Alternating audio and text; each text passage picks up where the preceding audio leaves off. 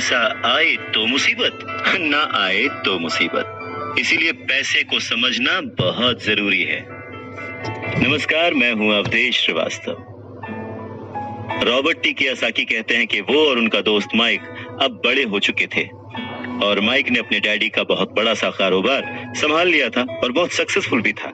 और अब माइक अपने बेटे को ठीक वैसे ही सिखा रहा था जैसे कि उसके डैड ने, यानी कि रॉबर्ट टी कियोसाकी के रिच डैड ने उन दोनों को सिखाया था।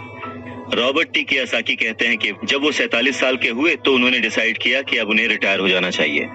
रिटायरमेंट का ये मतलब नहीं होता कि काम नहीं किया जाएगा या आगे काम नहीं करना चाहते वगैरह वगैरह।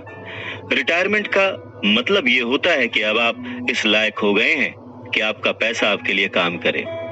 रिटायरमेंट का सही मतलब यही है कि आपने पूरी जिंदगी जो मेहनत करके, जो स्ट्रैटेजीज बना के, सही जगह निवेश करके पैसा लगाया था, अब आपकी वो एज आ चुकी है कि अब आप उस पैसे को एंजॉय करें, क्योंकि आपका पैसा अब आपके लिए काम करना शुरू कर चुका है। कुछ लोग पूरी जिंदगी काम करते रहते हैं, रिटायर नहीं हो पाते। पूरी जिंदगी काम करना गलत नहीं है, पर यह डिफरेंस समझना बहुत जरूरी है कि पैसे की जरूरत की वजह से पूरी जिंदगी काम कर रहे हैं, उसका गुलाम बन के काम कर रहे हैं, या फिर उसका मालिक बन के और अपने काम को एंजॉय करके पूरी जिंदगी काम कर रहे हैं। रिटायरमेंट को दूसरे शब्दों में चिंताओं से आजादी भी कह सकते हैं। इसका मतलब ये है, पैसा अगर सही तरह से खर्च किया जाए, पैसे को अगर सही तरह से मैनेज किया जाए तो वो अपने आप बढ़ता रहता है। ये ठीक एक पेड़ लगाने की तरह है कि आप सालों तक इसे पानी देते हैं जब आप अपने बिजनेस में होते हैं, अपनी जॉब में होते हैं, और कभी भी इसमें कोताही नहीं करते। जब भी उस पेड़ को जरूरत होती है आप उसकी सेवा करते हैं, और फिर जब वो पेड़ बड़ा हो जाता है, जमीन की गहराइयों में उसकी जड़ें पहुंच जाती हैं, फिर वो अपने आप आपको छाया और फल देता है, और फिर आपको उसके लिए काम करने की जरूरत नहीं पड़ती। पैसा भी कुछ कुछ उस पेड़ की ही तरह है।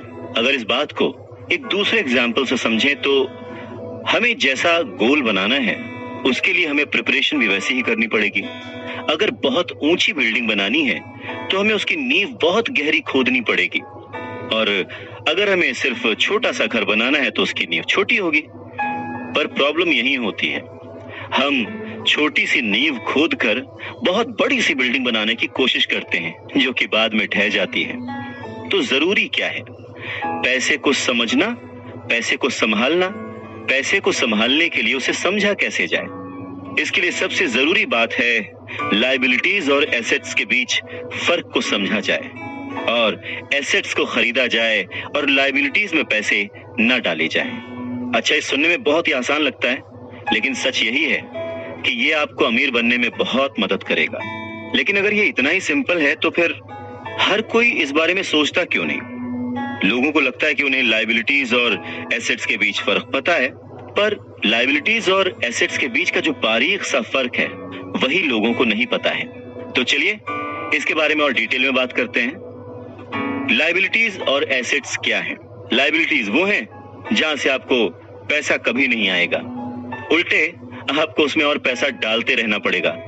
और एसेट्स वो चीजें हैं जो आपको पैसा देती रहेंगी, दिन ब दिन उनकी कीमत बढ़ती रहेगी, वो आपको अमीर और अमीर बनाती रहेंगी। इसको अगर इनकम और एक्सपेंस के टर्म में समझे तो और आसान होगा। सिंपल सा मतलब है, इनकम है कि आपके पास कितना पैसा आया, और एक्सपेंस है कि आपने कितना पैसा खर्च किया। तो जब भी ऐसी कंफ्यूजन हो, सही तरीका यह है कि एक बैलेंस शीट बनाएं जिसमें अपने एसेट्स और लायबिलिटीज जरूर लिखें।